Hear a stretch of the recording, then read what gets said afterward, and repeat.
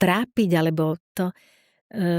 Pokiaľ som spokojná ja sama so sebou, pokiaľ nezaťažujem svoje okolie, tak si myslím, že je všetko v poriadku. A ten tlak, už vždy bude tlak a vidím to na kolegyniach, ktoré skutočne obdivujem za ich disciplínu, za to, ako sa starajú o svoju výzáž, že tam tých hejterov aj tak majú, tak si hovorím, tak budem trošku tak akože, možno taká, aká som, ale budem spokojná.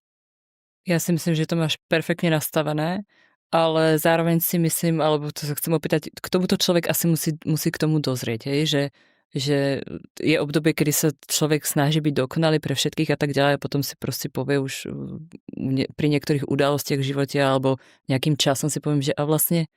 Ale sme rôzne, vieš, Saši. No. Niekto je perfekcionalista vo všetkom. Že ešte aj v tom, ako vyzerá a nepopustí a je vtedy spokojný.